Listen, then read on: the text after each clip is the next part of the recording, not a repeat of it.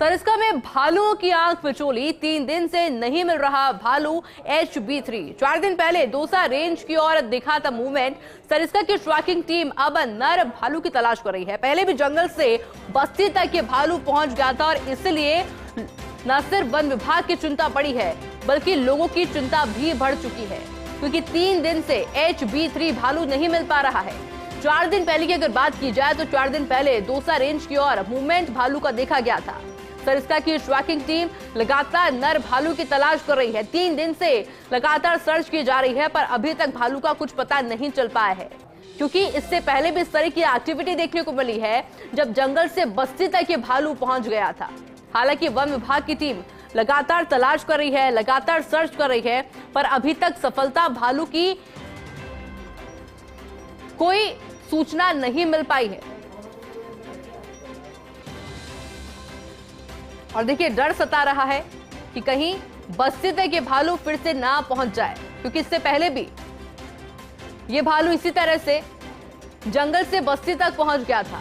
और यही वजह है कि आसपास के क्षेत्र में लोगों में हड़कंप मचा हुआ है, लोग डरे हुए हैं, जल्दी से अपने घरों से बाहर नहीं निकल रहे।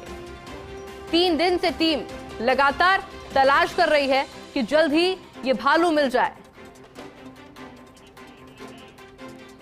और मेरे साथ एसोसिएट एडिटर निर्मल तिवारी भी फोन लाइन पे जुड़ चुके हैं। निर्मल जी, कुछ पता चल पाया अभी तक भालू का? देखिए आयुषी, ये जो मेल भालू है HB3, इसको सिरोही से इसको यहाँ पर लाया गया था। और चूंकि सरिस्का में भालू पुनर्वास, जो स्लॉथ वियर का जो पुनर्वास है, उनकी प्रयास किए जा रहे हैं वन प्रशासन की तरफ से। तो लगातार मॉनिटरिंग ट्रैकिंग की जा रही है, लेकिन पिछले 3 दिन से इस भालू की साइटिंग नहीं हुई है स्लॉथ वियर की। और 4 दिन पहले जब इसको अंतिम बार देखा गया था इसका मूवमेंट, तो दौसा रेंज की तरफ इसका मूवमेंट बताया जा रहा था। इससे पहले भी ये रिहायशी बस्ती के आसपास पहुंच गया था, तो इसको ट्रैंकुलाइज करके वापस यहाँ पर लाया गया था। और लगातार जो मॉनिटरिंग और ट्रैकिंग टीम है, खासकर महेंद्र शर्मा जो DFO है सरिस्का के, वो लगातार मॉनिटरिंग कर रहे हैं, ट्रैकिंग कर रहे हैं। उन्होंने विशेष ट्रैकिंग टीमों को भी भेजा है इस भालू की तलाश के लिए। कोशिश ये की जा रही है और दौसा रेंज को भी सूचित किया गया। दौसा रेंज की तरफ से भी कोशिश की जा रही है कि जल्दी से जल्दी इसकी साइटिंग हो।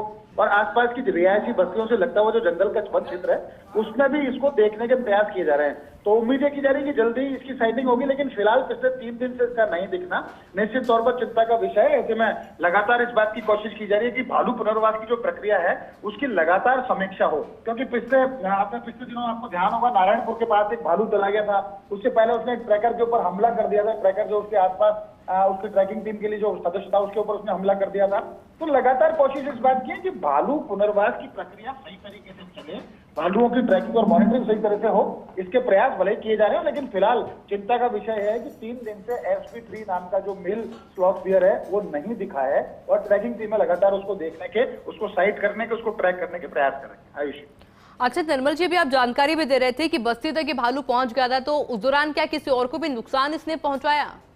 देखिए, नुकसान आम जनता को नुकसान पहुंचाने जैसी स्थिति तो नहीं है, लेकिन जिस तरह से पहले भी 1-2 मूवमेंट बस्ती के आसपास भालुओं के हुए हैं, तो उससे ये जरूर है कि स्थानीय लोगों में हड़कंप की स्थिति बन जाती है, क्योंकि भालू को हमारा जाना और निश्चित तौर पर कभी भी किसी के ऊपर हमला कर सकता है। लेकिन उसने ऐसा तो कभी एक आम आदमी के साथ तो उस तरह की घटना नहीं हुई, लेकिन ट्रैकिंग टीम के सदस्य के ऊपर जरूर उसने हमला कर दिया था। तो कोशिश ये की जा रही है, और स्थानीय लोग जो उस क्षेत्र के आसपास जहां उसका मूवमेंट दिखा था, उनको भी कहा गया कि अगर भालू दिखे तो इसकी सूचना वन विभाग को दें, और किसी तरह का कोई पैनिक क्रिएट ना हो।